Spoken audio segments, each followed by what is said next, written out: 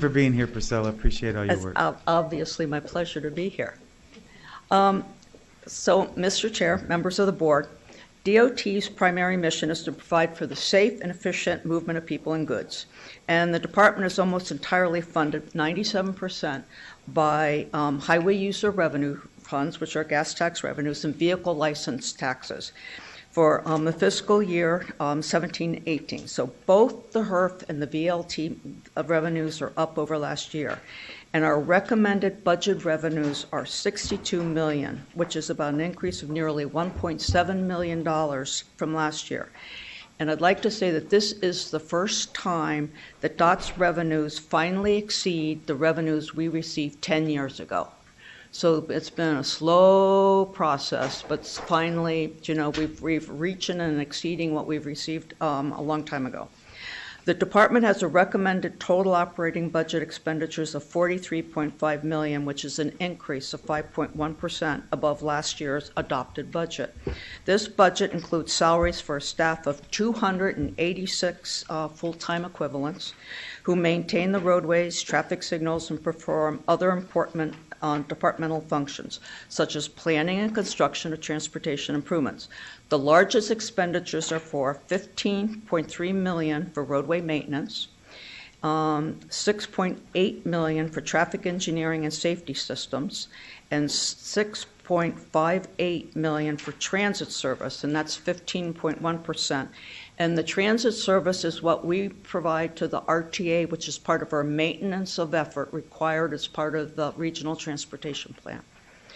The budget also includes a net $19.8 million of transfers out to fund the $19.6 million in debt service for our 1997 bonds, and also about $100,000 or so for the native plant nursery.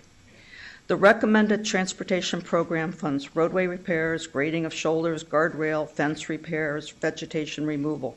This budget is approximately $2.1 million higher in fiscal year 18 than this year. This is mostly attributed to an increase in personnel services related to the Fair Labor Standards Act, wage increases, as well as decreased reimbursements, as well as $800,000 that we're paying for new data management software to replace, and we had an old legacy system for keeping track of our inventories of our signs and our accidents, and all of those, the software is not going to be supported anymore by IT, and we need a new system, and we're going to have to go out and buy one for about $800,000. We believe by putting this new system in, it's going to help us with our maintenance request processing and our customer service approach. So we'll have one system that will be able to track like what we get in from community relations, what we get in from developments, for operations and requests from traffic engineering, to one system easily that we can start watching and tracking those requests that we get in.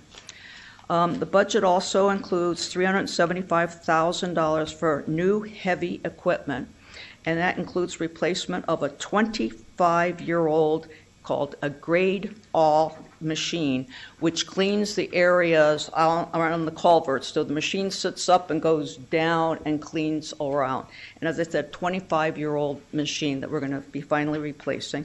And we're getting a new forklift for maintenance and traffic activities, plus another $107,000 for smaller capital equipment, such as a drying oven that we have and GPS survey system. And we believe all of these additions will improve not only our maintenance and construction and operations capabilities. And then this is the part I really love. We are really pleased to see the county administrator's proposed budget amendment to our program. And that provides a dedicated funding source for countywide pavement preservation on neighborhood streets. And I'm sure most of the complaints that you hear are from the local neighborhood streets. I think for the most part, people don't call you to say that when our arterial streets, like a river road, needs to be improved. It is all the local streets. And this would generate more than $19.5 million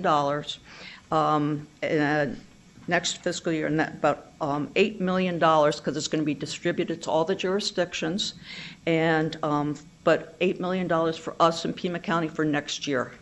And the county administrator is also recommending to utilize $3.5 million of our HURF allocation based on the increases, as I had talked previously, how our revenues are coming in a little higher. We want to set aside the increase to be used for pavement preservation of the arterial and collector streets. And I have to say that I'm optimistic this proposed program will improve our roads. I just received this information like you all did, I think, this morning. And so we have to study it in more detail and develop our plan, how we're going to develop the whole program. But I just want to tell you, we DOT, we're just thrilled. And obviously, hopefully you're thrilled too, or you will obviously have to consider all of this when you're putting our whole budget together. So.